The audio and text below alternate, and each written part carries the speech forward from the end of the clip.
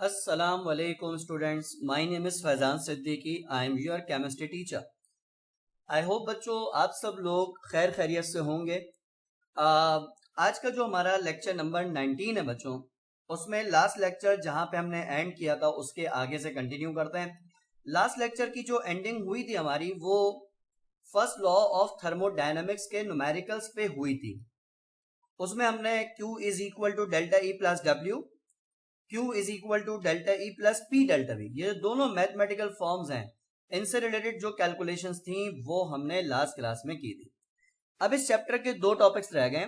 उनमें एक टॉपिक जो है वो हीट ऑफ इसका Hess law of constant heat summation का है, और फिर उसके आगे न्यूमेरिकल्स है हीट ऑफ फॉर्मेशन के। तो इन दो टॉपिक्स पे ये चैप्टर क्लोज हो जाएगा।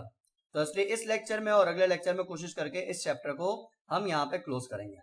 तो चले बच्चों काम स्टार्ट करते हैं। आज का जो लेक्चर हमारा है उसका जो टाइटल है, बेसिकली वो एक लॉ है जिसको हम डिस्कस करने जा रहे हैं। तो वो लॉ सारे स्टूडेंट्स ध्यान से समझें। लॉ का नाम है Hess law of constant heat summation. ये लॉ है, हम उसको यहाँ पे डिस्कस करेंगे। अच्छा, लॉ का जो कॉन्सेप्ट है वो किस तरीके से आ रहा है उसको यहाँ पे जो है वो सारे के सारे समझें।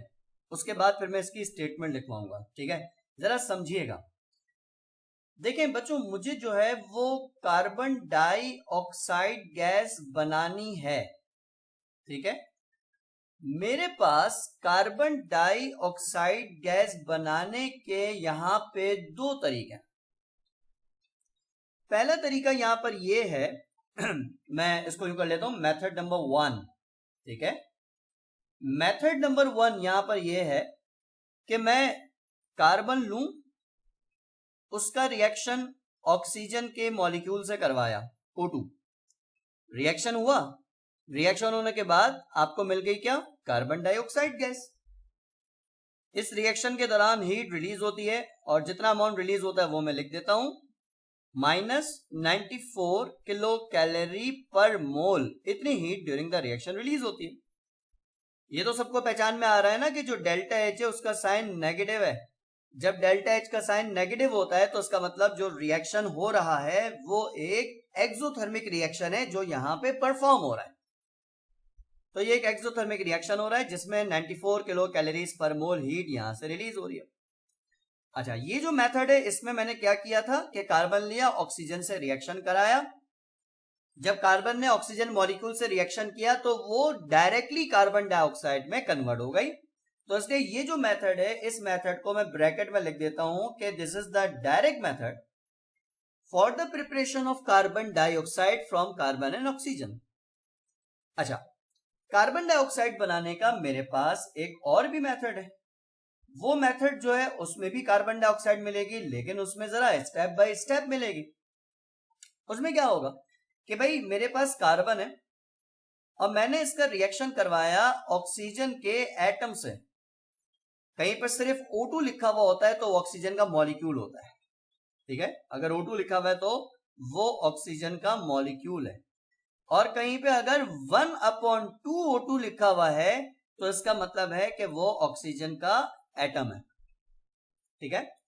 तो मैंने क्या किया कि कार्बन लिया और उसका रिएक्शन ऑक्सीजन के एटम से करवाया। जब कार्बन ऑक्सीजन मॉलिक्यूल से रिएक्ट करता है तो कार्बन डाइऑक्साइड बनाता है, लेकिन जब ये ऑक्सीजन के एटम से रिएक्ट करेगा तो वो कार्बन डाइऑक्साइड के बजाय कार्बन मोनोऑक्साइड गैस बना देगा। एक एक्सोथर्मिक रिएक्शन होगा और डेल्टा एच की जो वैल्यू होगी वो यहाँ पे -67.6 किलो कैलोरी पर मोल होती है। ये इसकी एक्चुअल फिक्स वैल्यू है जो आपको वैसे याद होनी चाहिए। अच्छा, अभी कार्बन डाइऑक्साइड बनी नहीं है, अभी मैंने कार्बन का रिएक्शन ऑक्सीजन के एटम से करवाया और रिएक्शन के नतीजे में मुझे कार्बन मोनोऑक्साइड मिली। अच्छा, अब उसके बाद मैंने क्या किया कि जो पहले स्टेप में कार्बन मोनोऑक्साइड गैस आ रही थी, मैंने इसका रिएक्शन एक और दफा ऑक्सीजन के एटम से यहां पे करवा दिया। जब कार्बन मोनोऑक्साइड एक और दफा ऑक्सीजन एटम से रिएक्ट करेगी तो अब ये कन्वर्ट हो जाएगी कार्बन डाइऑक्साइड गैस में। इस दौरान जो डेल्टा एच आ रहा है वो डेल्टा एच आता है 26.4 किलो कैलोरी पर मोल। तो देखिए मेरे पास कार्बन डाइऑक्साइड बनाने के दो तरीके थे। पहला तरीका यह था कि कार्बन का रिएक्शन ऑक्सीजन से करवा दिया तो मुझे कार्बन डाइऑक्साइड डायरेक्ट मिल गई। दूसरा तरीका यह कि कार्बन का रिएक्शन ऑक्सीजन के एटम से करवाया तो पहले कार्बन मोनोऑक्साइड मिल गई और फिर उसी कार्बन मोनोऑक्साइड का एक और दफा ऑक्सीजन एटम से रिएक्शन कराया तो मुझे कार्बन डाइऑक्साइड गैस मिल गई। तो दोनों मेथड में कार्बन डाइऑक्साइड मिल रही है। पहले मेथड में एक स्टेप में डायरेक्टली मिल रही है और दूसरे मेथड में वो 2 स्टेप्स में प्रोड्यूस हो रही है। अब हेस लॉ क्या कहता है? हेस लॉ ये कहता है कि भाई अगर आपके पास दो रिएक्शंस हैं, कितने रिएक्शंस हैं? दो रिएक्शन, और दोनों का स्टार्टिंग का रिएक्टेंट सेम है। जैसे पहला वाला जो रिएक्शन है ये स्टार्ट हुआ किससे? कार्बन से। दूसरा वाला रिएक्शन भी स्टार्ट हुआ किससे? कार्बन से। इन दोनों रिएक्शंस की जो एंड प्रोडक्ट है वो सेम है। पहले वाले रिएक्शन की जो एंड प्रोडक्ट है वो क्या है? Carbon dioxide gas. दूसरे वाले रिएक्शन की एंड प्रोडक्ट क्या है? दूसरा वाला रिएक्शन 2 स्टेप में हो रहा है तो उसके पहला वाला प्रोडक्ट एंड प्रोडक्ट नहीं है, पहला वाला एक इंटरमीडिएट प्रोडक्ट है और उसके बाद जब वो कार्बन डाइऑक्साइड में कन्वर्ट हो रहा है तो अब ये प्रोडक्ट जो है वो एंड प्रोडक्ट है। तो देखो दोनों रिएक्शंस का जो स्टार्टिंग का रिएक्टेंट है वो सेम है और जो एंड प्रोडक्ट है वो भी सेम है। तो हेस लॉ ये कहता है कि अगर आप दो रिएक्शंस कर रहे हैं, दोनों का स्टार्टिंग सेम है, दोनों की एंडिंग सेम है, तो उस दौरान जो एंथैल्पी चेंज आएगा टोटल, वो टोटल एंथैल्पी चेंज भी वहां पे सेम रहेगा। यानी मतलब क्या हुआ? जब आपने कार्बन डाइऑक्साइड को एक स्टेप में बनाया तो एंथैल्पी चेंज आया -94। जब कार्बन डाइऑक्साइड को आपने 2 स्टेप में प्रोड्यूस किया तो पहले स्टेप में एंथैल्पी चेंज कुछ और आ रहा है, -67.6 किलो कैलोरी पर मोल आ रहा है। दूसरे स्टेप में जो एंथैल्पी चेंज है वो कुछ और आ रहा है, दूसरे स्टेप का एंथैल्पी चेंज -26.4 आ रहा है। तो हेस लॉ क्या कहता है? हेस लॉ ये कहता है कि भाई अगर आप इन दोनों स्टेप्स की जो एंथैल्पी चेंजेस हैं, अगर आप इन दोनों को यहां पे ऐड कर दें तो इसका सम इसके बराबर आएगा जब आपने इसको डायरेक्ट स्टेप में प्रिपेयर किया था। यानी वो कह रहे हैं कि जब भी आप स्टार्ट कार्बन से होंगे और आपकी एंडिंग अगर कार्बन डाइऑक्साइड पर हो रही है तो एंथैल्पी चेंज हमेशा -94 किलो कैलोरी पर मोल रहेगा, चाहे आप कार्बन से कार्बन डाइऑक्साइड एक स्टेप में बनाएं, चाहे कार्बन से कार्बन डाइऑक्साइड 2 स्टेप्स में बनाएं, एंथैल्पी चेंज जो होगा वो वहां पर सेम रहेगा। तो इसलिए जब हमने एक स्टेप में बनाया तो एंथैल्पी चेंज -94 था। जब 2 स्टेप्स में बनाया तो दोनों स्टेप्स की एंथैल्पीज को जब हमने ऐड किया तो उसका जो सम आया वो सम अगेन कितना आया? -94 किलो कैलोरी पर मोल आएगा। आप 67.6 एंड 26.4 इन दोनों को यहां पे ऐड कीजिए तो इसका सम जो आएगा वो -94 आएगा। इसका मतलब क्या हुआ? इसको मैं यूं भी कह सकता हूं कि अगर आपके पास कोई ऐसी टेक्निक है कि आप कार्बन से स्टार्ट हो,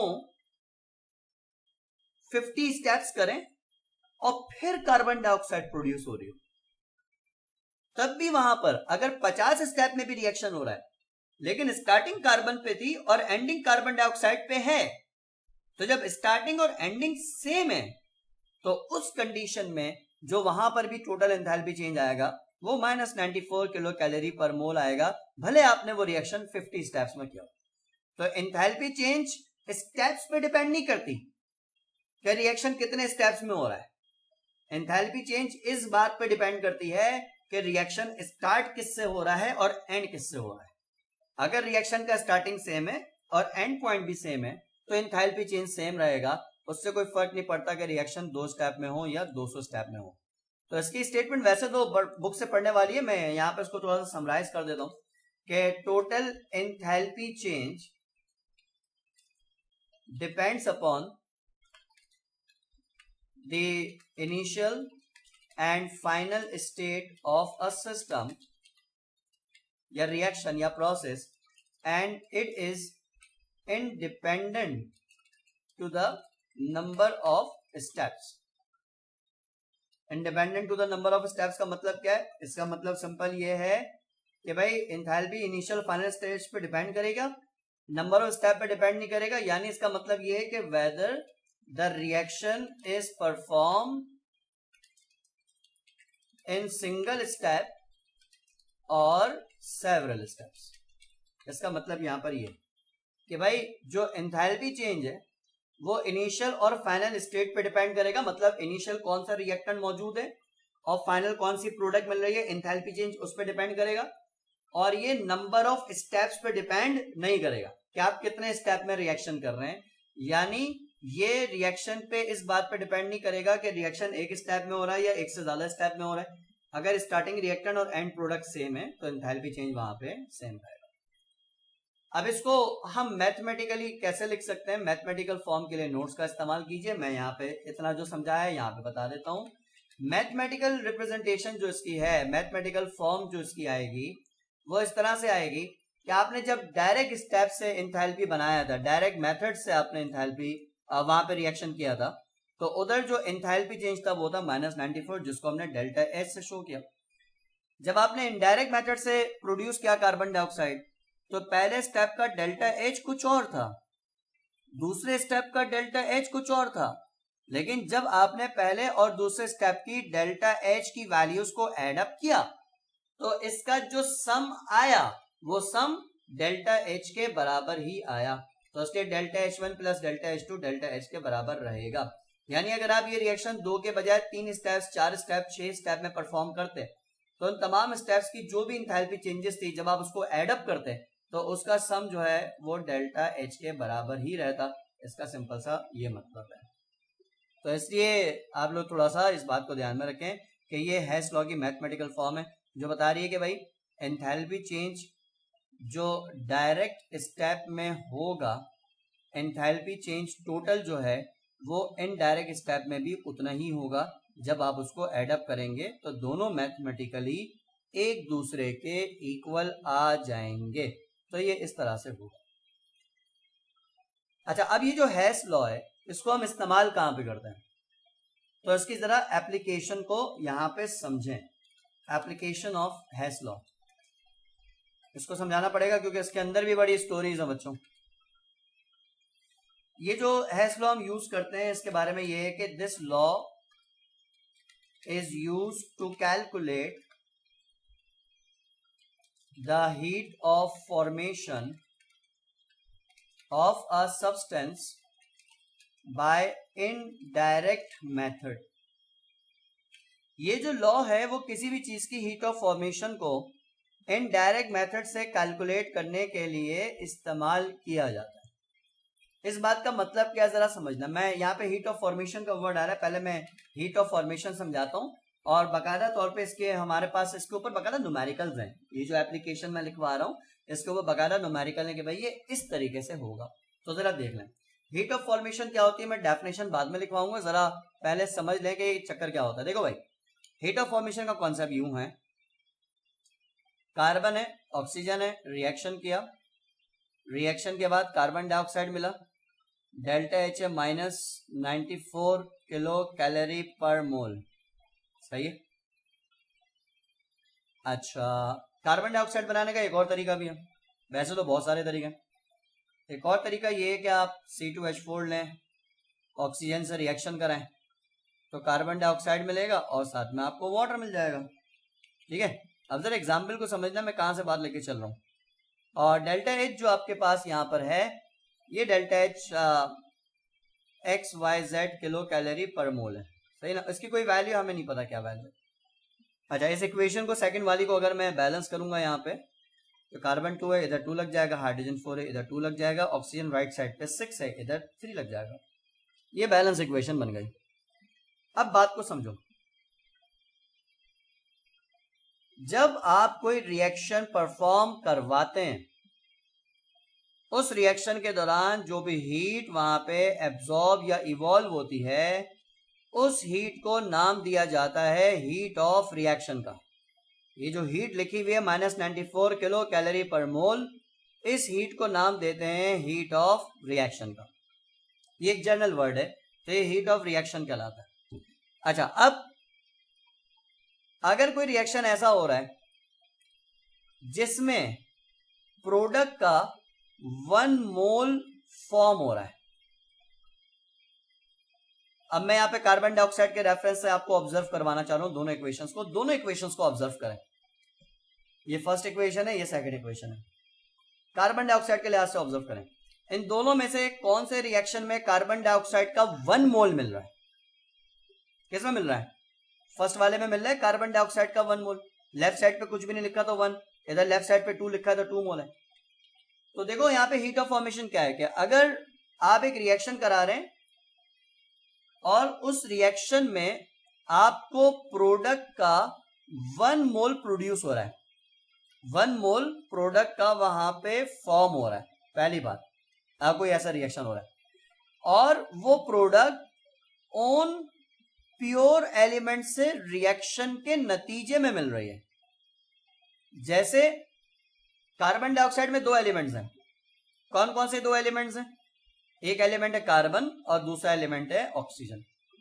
अगर आप पहले रिएक्शन को देखें तो पहले रिएक्शन में कार्बन डाइऑक्साइड ओन एलिमेंट से रिएक्शन के नतीजे में मिल रही है, यानी प्योर कार्बन और प्योर ऑक्सीजन के रिएक्शन के नतीजे में मिल रही है। और दूसरे वाले रिएक्शन में देखें तो कार्बन डाइऑक्साइड जो है वो इथीन एक कंपाउंड है, उसका ऑक्सीजन के साथ रिएक्शन हो रहा है और फिर मिल रही है। तो यहां पे ओन एलिमेंट से नहीं मिल रही। तो अगर कोई रिएक्शन ऐसा हो कि जो प्रोडक्ट का 1 मोल बना रहा हो और मिलने वाली प्रोडक्ट अपने ही एलिमेंट से रिएक्शन के नतीजे में मिल रही हो, तो फिर उस रिएक्शन का जो हीट ऑफ रिएक्शन होता है, जो डेल्टा H होता है, इस हीट ऑफ रिएक्शन को हीट ऑफ फॉर्मेशन कहा जाता है और उसको डेल्टा H के बजाय डेल्टा HF से शो किया जाता है। डेफिनेशन नोट्स या बुक में से देख लेना कि अमाउंट ऑफ हीट एब्जॉर्ब और evolve when 1 mole of a product is form. 1 मोल की बात हो रही है भाई। 1 mole of a product is form from its own element. जब कोई प्रोडक्ट का 1 मोल अपने ही एलिमेंट से रिएक्शन के नतीजे में मिलता है तो फिर उसका जो हीट ऑफ रिएक्शन होता है वो हीट ऑफ फॉर्मेशन कहलाता है, जिसको डेल्टा HF से शो किया जाता है। तो इसलिए हीट ऑफ फॉर्मेशन का ये सिंबल याद रखिएगा कि इसको डेल्टा HF से आप यहां पे शो करते हैं, ये इस तरीके से होगा, याद रहेगा ना। प्रोडक्ट का 1 मोल मिलना चाहिए और ओन एलिमेंट से मिलना चाहिए। यहाँ पे सेकंड रिएक्शन में ना तो 1 मोल मिल रहा था और ना ही उसके अपने एलिमेंट से मिल रहा था। मैं एक और एग्जांपल दे देता हूँ, एक और एग्जांपल आप सारे बच्चे इसको जरा ध्यान से देखें, ध्यान से समझें। एक तीसरी एग्जांपल मैं इसकी दे देता हूँ कि आप इक्वेशन देते हैं, उसमें थोड़ा पहचानने की कोशिश करते हैं कि वहां पे हीट ऑफ फॉर्मेशन का कॉन्सेप्ट जो है वो अप्लाई हो रहा है या नहीं हो रहा। एक रिएक्शन और पकड़ते हैं भाई, देखें इस तरह का रिएक्शन है, देखिएगा भाई कि आपके पास एक कंपाउंड है CaCO3, इसको हम कहते हैं कैल्शियम कार्बोनेट, ठीक है जी। इसने रिएक्शन किया, डिकम्पोज हुआ, बनाया कैल्शियम ऑक्साइड और साथ में बनाया इसने कार्बन डाइऑक्साइड। इस तरह का रिएक्शन है। इस रिएक्शन का जो डेल्टा H है वो डेल्टा H जो है, अभी हमारा पेन काम नहीं कर रहा, जरा हम टाइपिंग कर रहे हैं, ध्यान से जरा समझ में आ जाएगी। लेकिन डेल्टा H है suppose -ABC kilojoule per mole. अच्छा जनाब, अब यहाँ पे बात क्या आ रही है, बात को समझें। आपसे कह रहे हैं कि भाई कैल्शियम कार्बोनेट है, डिकम्पोज हो रहा है, डिकम्पोज होकर कैल्शियम ऑक्साइड बना रहा है और कार्बन डाइऑक्साइड बना रहा है, और डेल्टा H उसका जो है वो -ABC something kilo joule per मोल है। अब आपसे पूछा जाता है कि बताओ कार्बन डाइऑक्साइड के रेफरेंस से चेक करो क्या ये रिएक्शन कार्बन डाइऑक्साइड की हीट ऑफ फॉर्मेशन को शो करेगा या नहीं करेगा। तो आपने क्या करना है, आपने सबसे पहले देखना है कि जो कार्बन डाइऑक्साइड वाला प्रोडक्ट है उसकी क्वांटिटी 1 मोल मिल रही है या नहीं मिल रही। तो कार्बन डाइऑक्साइड का प्रोडक्ट ये रहा, इसका कोफिशिएंट 1 है, यानी यहाँ पे प्रोडक्ट का 1 मोल मिल रहा है। जो पहली वाली बात है वो यहाँ पे सही हो गई। दूसरी बात, वो प्रोडक्ट ओन एलिमेंट्स के रिएक्शन के नतीजे में मिलनी चाहिए। अब कार्बन डाइऑक्साइड जो है उसके अंदर 2 एलिमेंट्स हैं, एक कार्बन है और दूसरा ऑक्सीजन है। अगर आप रिएक्टेंट साइड पे देखें तो रिएक्टेंट साइड पे प्योर कार्बन और प्योर ऑक्सीजन के दरमियान रिएक्शन नहीं हो रहा कि जो कार्बन डाइऑक्साइड मिले, वो तो कैल्शियम कार्बोनेट नाम का भी कंपाउंड है, वो डिकम्पोज होकर कार्बन डाइऑक्साइड यहां पे बना रहा है। यानी यहां पे कार्बन डाइऑक्साइड ओन एलिमेंट से नहीं मिल रहा। आप ओन एलिमेंट वाली एग्जांपल ऊपर देख सकते हैं रिएक्शन नंबर 1 में कि वहां पे ओन एलिमेंट से कार्बन डाइऑक्साइड मिल रहा था। तो अगर कंपाउंड यानी प्रोडक्ट ओन एलिमेंट से ना मिल रहा हो, किसी दूसरी चीज से मिल रहा हो, तो फिर उसका जो रिएक्शन का डेल्टा एच होगा वो जस्ट हीट ऑफ रिएक्शन रहेगा, वो हीट ऑफ फॉर्मेशन को शो नहीं करेगा। तो इसलिए हीट ऑफ फॉर्मेशन याद रखना कि इसकी प्रॉपर डेफिनेशन पढ़ लेना बाद में, लेकिन इसका कॉन्सेप्ट जो है वो इस तरीके से अप्लाई होगा। और जहां पे हीट ऑफ फॉर्मेशन की बात आती है तो वहां पे एक छोटी सी टर्म आती है जो इस चैप्टर की क्लोजिंग टर्म है, that is standard heat of formation. Standard heat of formation कुछ खास बात नहीं, बस छोटी बात याद रखनी है, एमसीक्यूज के लिहाज से याद रखनी है कि स्टैंडर्ड हीट ऑफ फॉर्मेशन क्या होती है कि अगर आप किसी रिएक्शन का हीट ऑफ फॉर्मेशन मेजर करें रूम टेम्परेचर पे। रूम टेम्परेचर कितना होता है? रूम टेम्परेचर होता है 25 डिग्री सेंटीग्रेड या 298 केल्विन। स्टैंडर्ड प्रेशर कितना होता है? स्टैंडर्ड प्रेशर होता है 1 एटमॉस्फेयर या 760 टॉर। तो बाद में ये कह रहा हूं कि अगर आप किसी रिएक्शन का heat of formation room temperature and standard pressure पे मेजर करें तो उसका जो हीट ऑफ फॉर्मेशन इस कंडीशन पे आएगा उसको स्टैंडर्ड हीट ऑफ फॉर्मेशन कहा जाएगा। और उसके लिए जो सिंबल इस्तेमाल होगा वो डेल्टा एच एफ का सिंबल ही इस्तेमाल होगा, इसके ऊपर बस एक छोटी सी डिग्री बना दी जाएगी। तो delta H F heat of formation है, जब उसके ऊपर डिग्री आ जाए तो ये स्टैंडर्ड हीट ऑफ फॉर्मेशन कहलाती है। ये एमसीक्यू के पॉइंट ऑफ व्यू से याद रखिएगा, अक्सर वो पूछते हैं कि standard heat of formation is measured eight dash temperature dash pressure. तो आपने याद रखना है इतने टेम्परेचर और इतने प्रेशर पे मेजर किया जाता है। ठीक है बच्चों, तो यहां तक इस चैप्टर की थ्योरी है। नेक्स्ट लेक्चर में इसके आखिरी न्यूमेरिकल्स करवाने हैं जो कि हीट ऑफ फॉर्मेशन के न्यूमेरिकल्स हैं। वो न्यूमेरिकल्स करा के ये चैप्टर हम इंशाल्लाह ताला नेक्स्ट क्लास में क्लोज कर देंगे। थैंक यू सो मच बच्चों, अपना बहुत ज्यादा ख्याल रखिएगा बेटा। टेक केयर, खुदा हाफिज।